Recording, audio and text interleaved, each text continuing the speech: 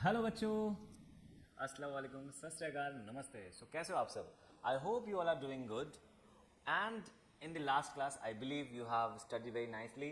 घर पे आपने अपनी पढ़ाई की है। सो हमने लास्ट लेक्चर में इंट्रोडक्टरी पार्ट कंप्लीट किया था बायोलॉजी के क्लास 10 लाइफ प्रोसेस का, और आज हम लोग स्टार्ट करने वाले हैं न्यूट्रिशन, राइट। सो आज से हमारा जो एक सीरियस लेक्चर है वो स्टार्ट होने वाला है, and this lectures is definitely from the NCERT, but after that again we will come up with different videos जो आप देख सकते हो इस यूट्यूब चैनल पे, एक एक चैप्टर वाइज बहुत ही प्रॉपर डिटेल एक्सप्लेनेशन के साथ। But this time we are doing NCERT line by line so that at least you can understand, and we will try to make it in one shot.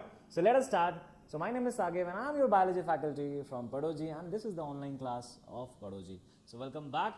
चलो start करते हैं nutrition के बारे में।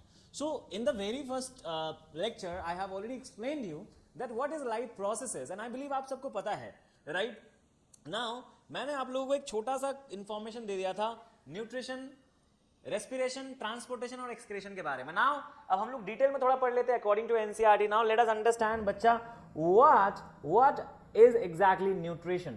So let us understand what NCERT is talking about, right? So when we walk or ride bicycle, we are using up energy.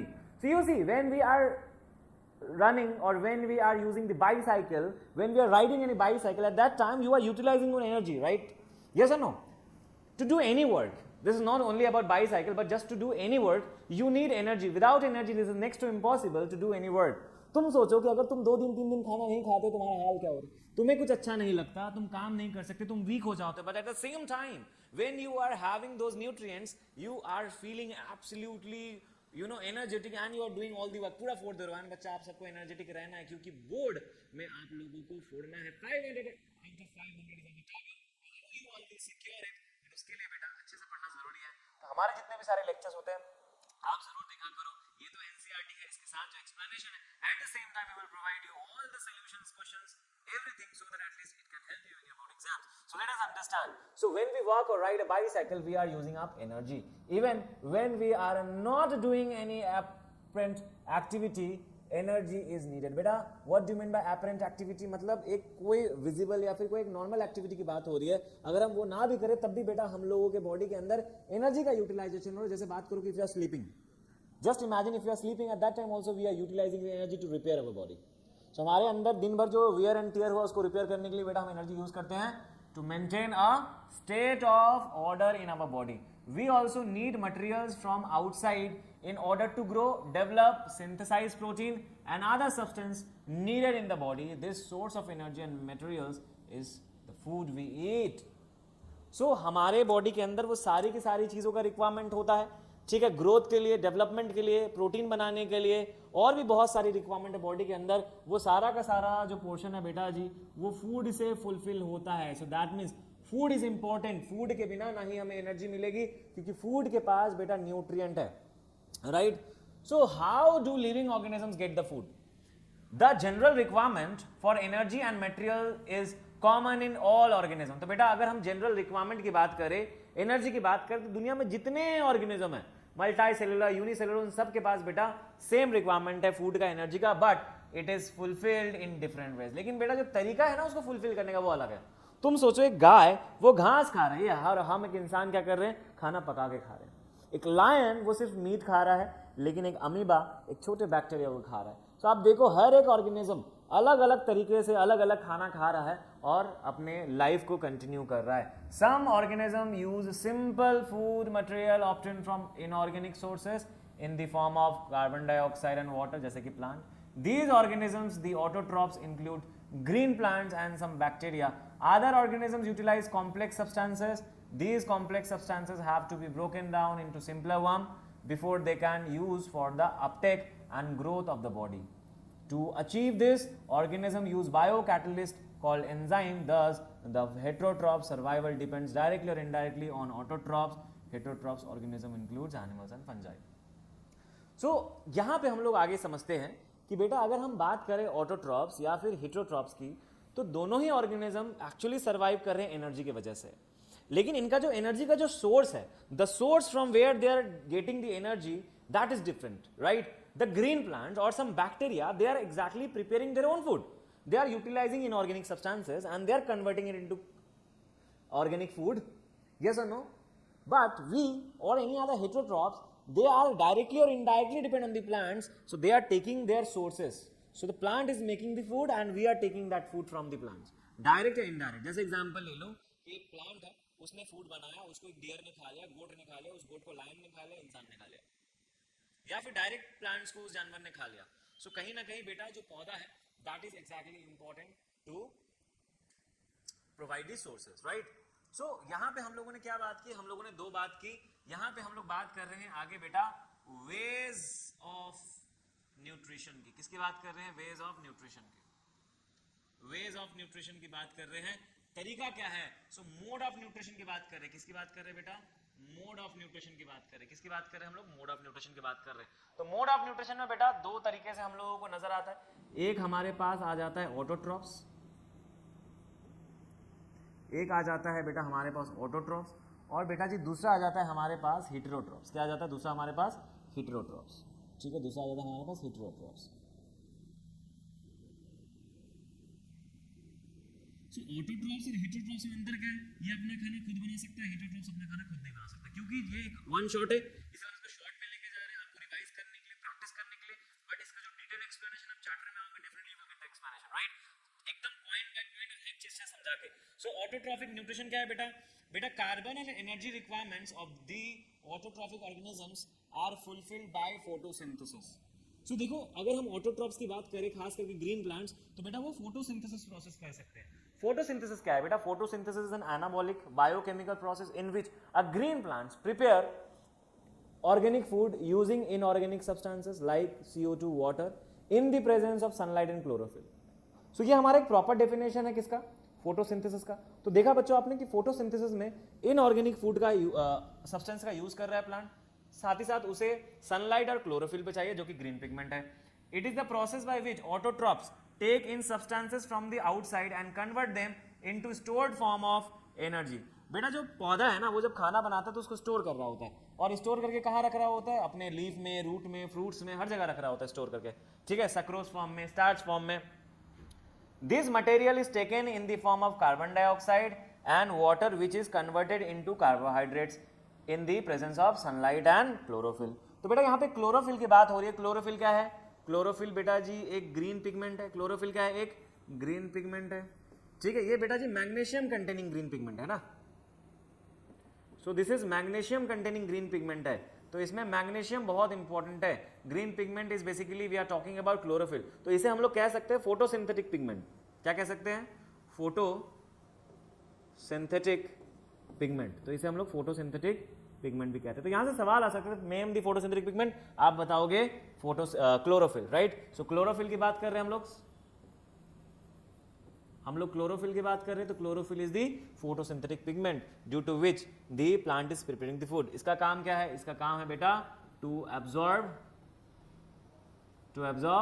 Sunlight. Sunlight को बेटा absorb करना, और हम लोग ट्रैप भी कह सकते हैं, ट्रैप करना. जो भी बेटा सन है ना उससे जो भी 100% लाइट आ रही होती है उससे बस 1% जो है पौधा रिसीव करके ये फोटोसिंथेसिस प्रोसेस कर रहा होता है, राइट. और कार्बोहाइड्रेट्स बना रहा होता है. तो बेटा carbohydrates are utilised for providing energy to the plant. और कार्बोहाइड्रेट का यूटिलाइज किया जाता है बाद में एनर्जी वगैरह बनाने के लिए, रेस्पिरेशन करने के लिए, बाकी सारे रिपेयर का काम करने के लिए. So we will study how this take place in the next section. The carbohydrates which are not used immediately are stored in the form of starch, which serves as the internal energy reserves to be used as and when required, right, by the plants. A somewhat similar situation is seen in us where some of the energy derived from the food we eat and is stored in our body in the form of glycogen. तो देखो हर एक organism बेटा उसको अपना future planning भी करना होता है. अब जैसे हम खाना खा रहे होते हैं तो सिर्फ खाना खा करके तुरंत यूटिलाइज नहीं करते, उसको रखते भी हैं बॉडी में, स्टोर भी करते हैं.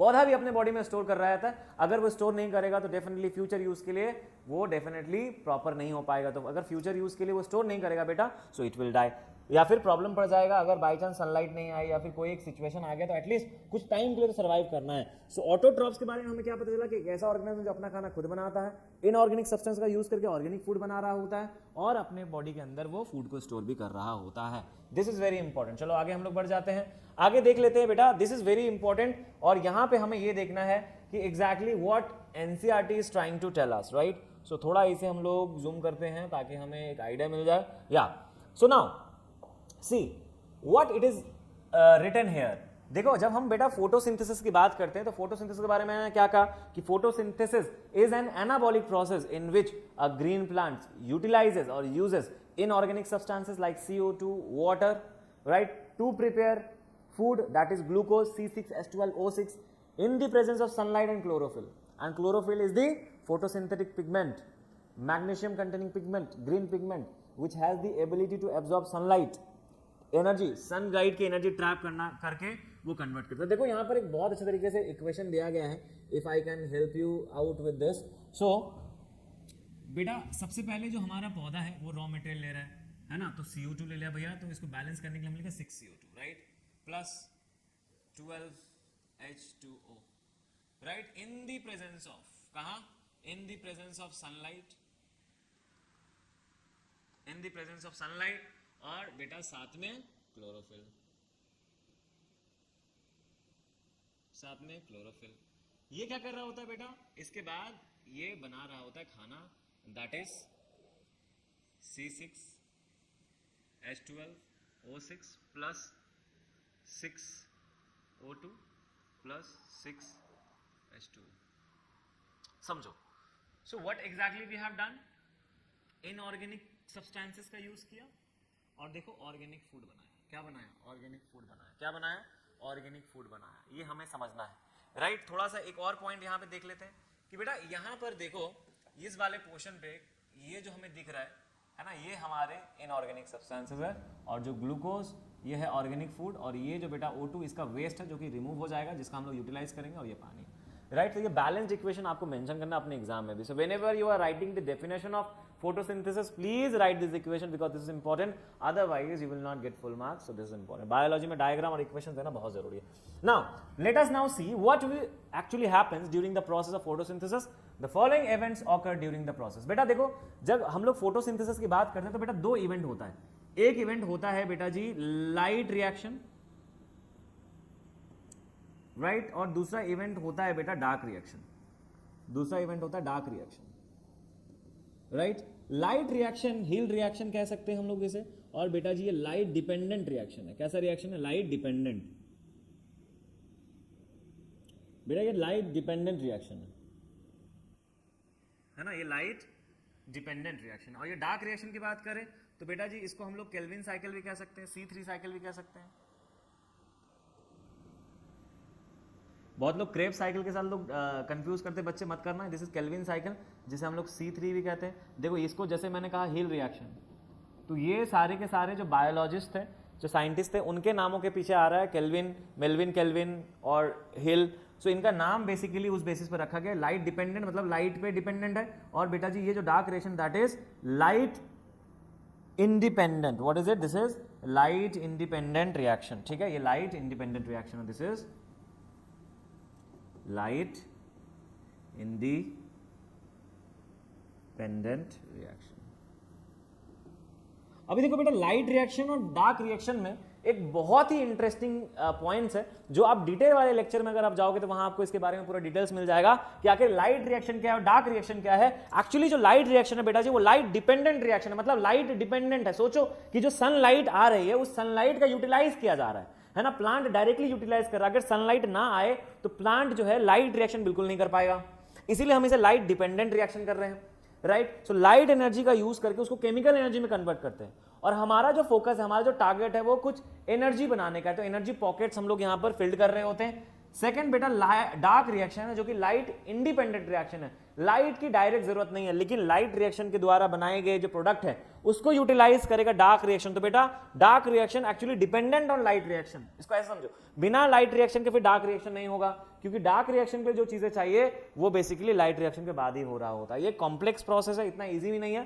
तो ये दो प्रोसेस हमें समझना है. अब इसमें बेटा बहुत सारे प्रोसेस बस मैं बता रहा हूं, लेकिन आप जो लेक्चर मैंने बताया, जो हमारे एनसीईआरटी के अलावा जो लेक्चर्स चल रहे हैं, आप उसमें जाके अगर देखेंगे तो आपको हर एक चीज समझ में आ जाएगा, and that is going to be important. वहां पे बहुत स्लो एंड स्टडी में चीजों को बताया गया है, और आपको वहां से जब आप वो लेक्चर देखोगे तो you will be satisfied because I have explain that in detail, so that at least you can write your answers properly, at the same time you can go for the olympiads too, right. So light reaction में बेटा actually में 2 3 4 steps हैं, उसे हमें समझना है. सबसे पहले लाइट रिएक्शन में होगा कि जो सनलाइट है उसको एब्जॉर्ब किया जाएगा क्लोरोफिल के द्वारा, right. So first step that light energy is getting absorbed bye chlorophyll. Next, जब क्लोरोफिल ने उस लाइट को रिसीव किया बेटा, तो वो जो एनर्जी उसके पास आया उसका यूज करके फोटोलिसिस ऑफ वाटर होता है, मतलब पानी का ब्रेकडाउन. पानी का जब ब्रेकडाउन होता है तो ऑक्सीजन रिलीज होता है और प्रोटॉन और इलेक्ट्रॉन मिल जाता है, जिसका यूज करके बेटा जी एटीपी और NADPH फॉर्म किया जाता है. नेक्स्ट हमारे पास डार्क रिएक्शन है, जो एटीपी और NADPH हमने बनाया वो डार्क रिएक्शन में उसको यूटिलाइज कर लेंगे. ना अगर हमें ये बहुत ही डिटेल में समझ में नहीं आ रहा है तो हमें बस ये पॉइंट्स याद रखना है. ये 2 प्रोसेस होता है, लेकिन 3 पॉइंट हम लोग को लिखना है. एक तो number 1 absorption of light energy by chlorophyll, जो मैंने आपको बताया. Second, conversion of light energy to chemical energy, तो देखो लाइट एनर्जी से केमिकल एनर्जी में कन्वर्ट किया जो मैंने आपको बताया. Next, splitting of water molecules into hydrogen and oxygen. यहां पे स्प्लिटिंग की बात हो रही है बच्चा, मतलब क्या होता है, एक्चुअली हमारे पास जो वाटर मॉलिक्यूल्स है, राइट, वो लाइट एनर्जी की वजह से, यहां पे मैं Li लिख रहा हूं, लाइट एनर्जी की वजह से बच्चा जी ब्रेक डाउन हो रहा होता है किसमें, प्रोटॉन में, प्लस किसमें, इलेक्ट्रॉन में, और बेटा O2 रिलीज होता है. तो देखो ये जो मैंने लिखा ना, this is splitting of water and we call it photolysis of water, right. ये फोटोलिसिस ऑफ वाटर हो रहा है. तो यहां पर सेम ये बता रहा है फोटोलिसिस ऑफ वाटर, जहां पे देखो हाइड्रोजन और ऑक्सीजन रिलीज हो रहा है. सो यहां पर हाइड्रोजन और ऑक्सीजन मिल जा रहा है, इलेक्ट्रॉन भी है. Now reduction of carbon dioxide to carbohydrates. Now reduce करना, मतलब जो हमारे एनवायरमेंट में जो CO2 है उसका यूटिलाइज करके बेटा C6H12O6 बनाया जाता है. और ये जो प्रोसेस है बेटा वो डार्क रिएक्शन में होता है. कहां होता है, डार्क रिएक्शन में होता है. कहां होता है, डार्क रिएक्शन में होता है, right. So this steps need not take place one after the another immediately. ये जरूरी नहीं है कि एकदम एक के बाद एक तुरंत बाय तुरंत हो जाए, कभी कभी देर से भी हो सकता है. जैसे डेजर्ट प्लांट्स की हम लोग बात करें, डेजर्ट प्लांट क्या होता है बेटा, कार्बन डाइऑक्साइड को रात में लेता है, ठीक है, और फिर बेटा एक इंटरमीडिएट क्रिएट करता है. जैसे हम लोग डिटेल वाले लेक्चर में आप देखोगे, उसमें हम लोगों ने C4 प्लांट्स और बेटा कैम प्लांट्स के बारे में डिस्कस किया है, जहां पे हम लोगों को पता चला कि रात में जो CO2 लिया जाता है प्लांट्स के द्वारा, उसको कन्वर्ट कर दिया जाता है बेटा एक इंटरमीडिएट पोर्शन, या फिर हम लोग कह सकते हैं उसे मैलिक एसिड में, ताकि दिन के अंदर उसको तोड़ करके वापस से खाना बनाया जा सके. Which is acted upon by the energy absorb by the chlorophyll during the day. सोचो कि रात में तुमने स्टोर कर लिया CO2 को, कि दिन के टाइम में तुम स्टोमेटा ओपन नहीं कर सकते. अगर तुम दिन के टाइम स्टोमेटा ओपन नहीं कर सकते तो आप रात में ओपन करो, क्योंकि आपको CO2 चाहिए. अगर स्टोमेटा ओपन ही नहीं होगा बेटा तो गैसेस एक्सचेंज होगा नहीं, जो कि क्लास 9 में हम लोगों ने पढ़ रखा है, राइट. अभी थोड़ी देर बाद इसको भी देखेंगे. सो ये कर रहा होता है रात में, हमारे जो डेजर्ट प्लांट्स है वो रात में बेटा CO2 को एब्जॉर्ब करते हैं. Now let us see how each of the components of the above reactions are necessary for photosynthesis. If you carefully observe a cross section of leaf under the microscope, जो कि यहाँ पे दिया गया है, ठीक है, you will notice that some cells contain green dots. These green dots are cell organelle called chloroplast which contain chlorophyll. Let us do an activity which demonstrate that chlorophyll is essential for photosynthesis. Now activity में जाने से पहले आप देखो यहाँ पे एक leaf का स्ट्रक्चर दिया गया है ना. लीफ का बेटा 2 पोर्शन होता है, एक अपर पोर्शन जो कि शाइनी पार्ट होता है और एक लोअर पोर्शन. लीफ में देखो हम लोगों को मिडिल में इस तरीके से मिड ड्रिप नजर आ रहा है, यहाँ पर ये मिड ड्रिप नजर आ रहा है ना, और मिड ड्रिप के साथ में इस तरीके से हम लोगों को वेन्स नजर आते हैं. So these are the veins, है ना. और जो लाइनिंग आप देख रहे हो दैट इज दी मार्जिन. ये जो लाइनिंग आपको नजर आ रही है इसको हम लोग मार्जिन कहते हैं. क्या कहते हैं इसको हम लोग, मार्जिन कहते हैं, ठीक है. लैमिना और लीफ ब्लेड भी हम लोग इसे कह सकते हैं, राइट.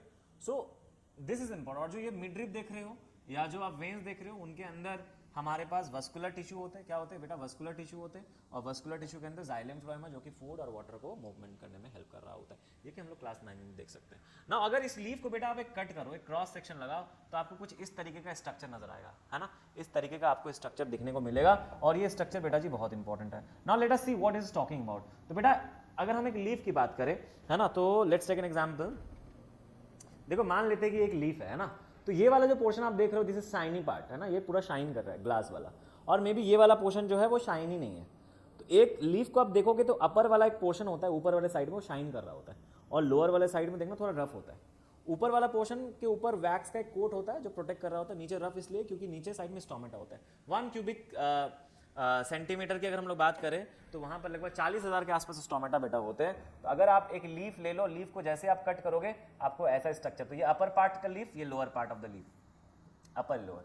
तो बेटा सबसे ऊपर एक लेयर हमें नजर आ रहा है, सबसे ऊपर हम लोगों को एक लेयर नजर आ रहा है, देखो यहाँ से मैं आपको रेड कलर से दिखा रहा हूँ, ये ऊपर एक लेयर नजर आ रहा है और बेटा नीचे भी एक हमको लेयर नजर आ रहा है ना, दोनों साइड हमको लेयर नजर आ रहा है। ये जो लेयर है बेटा ये है वैक्सी क्यूटिकल। क्या है? वैक्सी क्यूटिकल। वैक्सी क्यूटिकल क्लास 9 में पढ़ा था, क्यूटिन से बना हुआ। ये एक बेटा प्रोटेक्टिंग लेयर है। क्या ये प्रोटेक्टिंग लेयर? ये प्रोटेक्टिंग लेयर है, this is protecting layer, right. ये प्रोटेक्शन प्रोवाइड कर रहा है किस चीज से? अनफेवरेबल कंडीशन से, ज्यादा धूप हो गया, बारिश होने लग गई, राइट, और भी बहुत सारे कंडीशंस होते हैं, तो उससे बेटा ये बचा रहा होता है। आपको पता है लीव का एक बहुत इंपॉर्टेंट फंक्शन है कि लीव जो है वो हमारे इन्वायरमेंट का एक क्लीनर है, मतलब हमारे इन्वायरमेंट का एयर क्लीन कर रहा होता है, एयर पोल्यूशन से बचा रहा होता है। आप देखना रोड साइड में दो पोल्यूशन को रोकने के लिए प्लांट पौधे लगाए जाते हैं रोड के साइड में।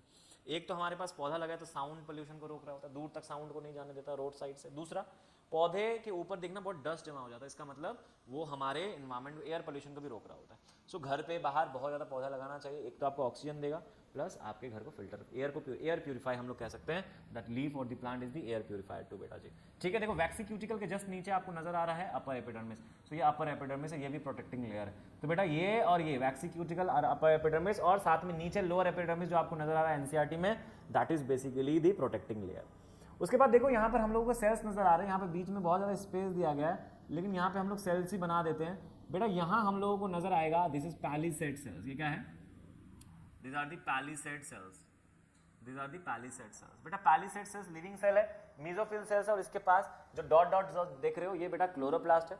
Chloroplast kitchen of the plant जो कि फोटोसिंथेसिस कर रहा होता है, इसके पास ग्रीन पिगमेंट्स हो रहे होते हैं और बहुत ज़्यादा पाया जाता है। इसकी वजह से जो पैलिसेड सेल्स है खास करके डार्क ग्रीन कलर के हम लोगों को नजर आते हैं, राइट। जैसे हम नीचे वाले पोर्शन में आ जाएंगे देखना आपको थोड़ा स्पेसेस मिल रहा है, इसे हम लोग कहते हैं स्पॉन्जी पैरेन्काइमा। क्या कहते हैं? Spongy parenchyma, right, spongy parenchyma, PARENCHYMA। ठीक है, स्पॉन्जी पैरेन्काइमा। तो बेटा स्पॉन्जी पैरेन्काइमा जो कि बहुत ही इंपॉर्टेंट है, और ये हम लोगों को नजर आएगा कि बच्चा ये थोड़ा लूजली अरेंज है। पैलिसेड सेल्स टाइटली अरेंज होता है, स्पॉन्जी पैरेन्काइमा लूजली अरेंज, क्योंकि बीच में एयर स्पेसेस होते हैं ताकि बेटा गैसेस एक्सचेंज कर पाए, O2 और CO2 का एक्सचेंज यहाँ पे हो पाए। उससे थोड़ा नीचे आएंगे लोअर एपिडर्मिस, और लोअर एपिडर्मिस के पास बेटा हम लोग को यहाँ पर गार्ड सेल नजर आ रहा है, this are the guard cell, है ना, जो लिखा है गार्ड सेल। और गार्ड सेल बेटा रेगुलेट कर रहा होता है ओपनिंग और क्लोजिंग स्टोमेटा के, है ना, स्टोमेटल पोर के। तो स्टोमेटा आपको दिख रहा है, दिस आर दी पोर्स। तो ये एक स्ट्रक्चर, इसका भी डिटेल अगर आपको डिटेल करना है तो definitely you can go and watch the lectures one by one, वहाँ पे आप लोगों को पूरे अच्छे तरीके से चीज़ें समझ में आ जाएगी। सो इसके बाद हमारे पास एक एक्टिविटी आ जाती है। एक्टिविटी हमें क्या बता रहा है? सो एक्टिविटी में ये बता रहा है कि भैया देख लेते हैं कि भैया क्लोरोफिल कैसे इंपॉर्टेंट है हमारे लिए, कैसे पता चलेगा कि क्लोरोफिल इज डेफिनेटली इंपॉर्टेंट और एसेंशियल फॉर फोटोसिंथेसिस। सबसे पहले क्या करना है? Take a potted plant with variegated leaves. ऐसा लीव्स लेना है जिसमें कुछ पोर्शन ग्रीन और कुछ पोर्शन येलो है। देखो यहाँ पर दिख रहा है आपको, कुछ पोर्शन ग्रीन है, कुछ पोर्शन येलो है, इस तरीके से लेना है। तो जैसे मनी प्लांट ले सकते हो, आपके घर में मनी प्लांट होगा, उसमें देखना वो वेरीगेटेड लीव्स होता है ना। क्रोटॉन ले सकते हो, ये ऐसे पौधे हैं जिसमें ग्रीन और दूसरे कलर के स्ट्रक्चर्स भी आपको नजर आते हैं, है ना। Keep the plant in dark room for 3 days so that all the starch gets used up. इसे क्या कहते हैं हम लोग? Destarching. क्या कहते हैं बेटा? Destarching. इसे क्या कहते हैं हम लोग? Destarching. ना आपसे सवाल पूछा जा सकता है कि व्हाट इज डी स्टार्चिंग, तो आप बोलोगे कि removal of starch from a plant by keeping it in dark for 3 to 4 days।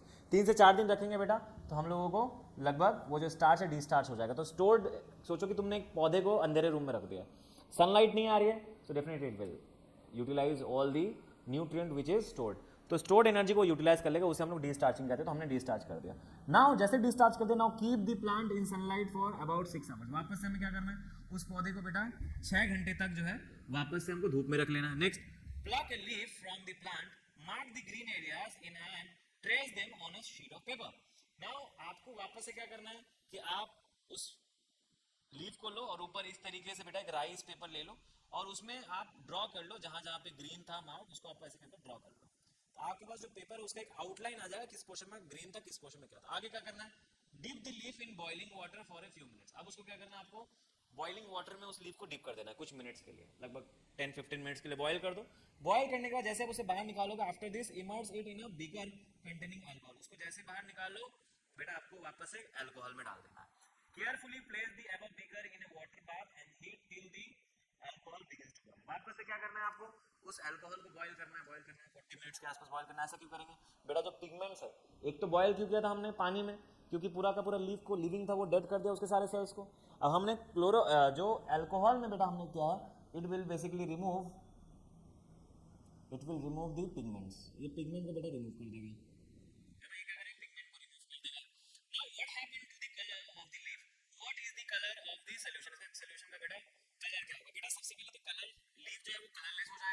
Yellow colour में आ जाएगा और जो सोल्यूशन है बेटा वो पूरा ग्रीन कलर का आ जाएगा। क्यों? क्योंकि जो पिगमेंट था वो हमारे अल्कोहल में आ गया है, राइट?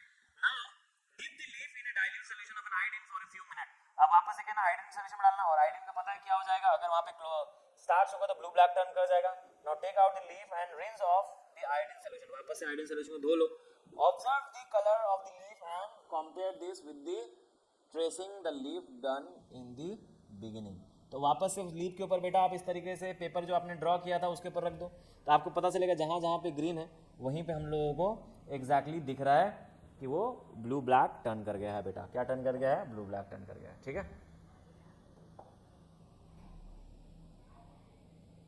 राइट?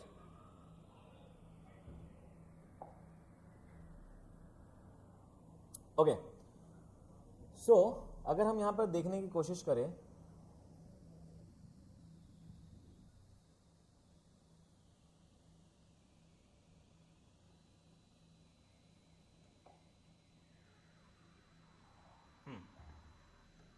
आगे अगर हम देखने की कोशिश करें, now let us study how the plant obtain carbon dioxide in class.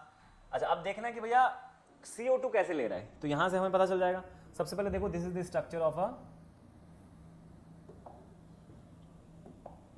Structure of a guard cell. Guard cell ये वाला देख रहे हो, तो गार्ड सेल बेटा रेगुलेट होता है दो चीजों से।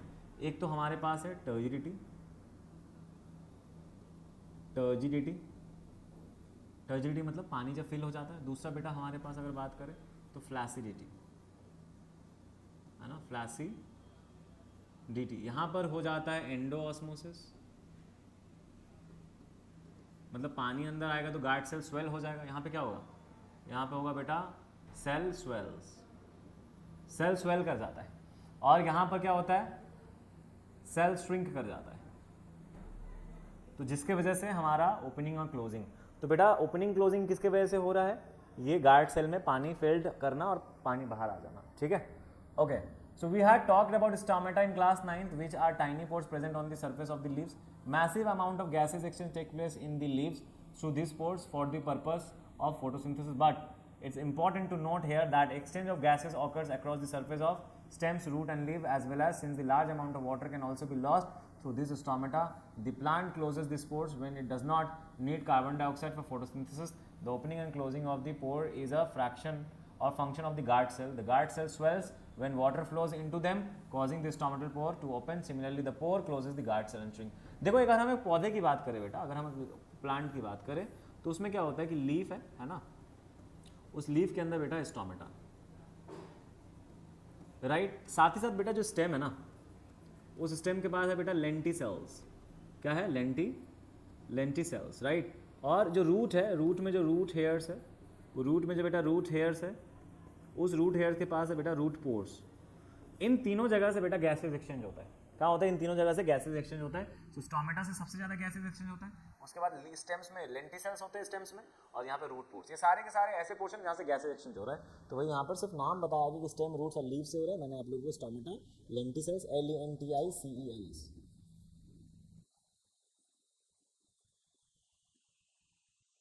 ठीक है। सो लेंटिसेल्स, रूट हेयर और लीफ में स्टोमेटा, ये तीनों हेल्प कर रहा होता है। यहाँ पे एक और एक्टिविटी बेटा हमारे पास, take two healthy potted plants which are nearly the same size, keep them in a dark room for 3 days. Now place each plant on separate glass plates.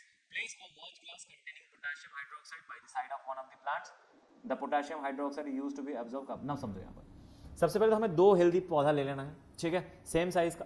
वापस से उसको डिस्चार्ज करना है बेटा। क्या करना है? डिस्चार्ज मतलब 2 से 3 दिन हम लोग पौधे को जो है कहाँ रख देंगे? अंधेरे रूम में रख देंगे ना। अंधेरे रूम में रखने के बाद वापस से उस पौधे को 3 दिन के बाद निकालेंगे, तो उसके जितना भी स्टार्च था वो ड्रेन हो चुका है, मतलब वो यूटिलाइज हो चुका है। अब क्या करेंगे? हम लोग 2 प्लेट लेंगे। देखो नीचे से प्लेट रखा गया है स्ट्रेट, है ना, और उसमें हमको इस 2 प्लांट को रख देना है। ये ए है, ये बी है ना। यहाँ पर इस वाले पोर्शन में क्या करना है हम लोगों को? KOH, पोटेशियम हाइड्रोक्साइड को रखना है। इसकी फंक्शन क्या है? इट एब्जॉर्ब्स बेटा CO2 को बेटा ये एब्जॉर्ब कर लेता है, क्या कर लेता है, CO2 को एब्जॉर्ब कर लेता है ना। CO2 को जब ये एब्जॉर्ब कर लेता है, इसका मतलब कि अगर इन्वायरमेंट में जो CO2 होगा 100% definitely what will happen, that it will absorb the CO2, right, it will absorb the CO2, right, और ये ऊपर से हमारा जा रहा है, राइट।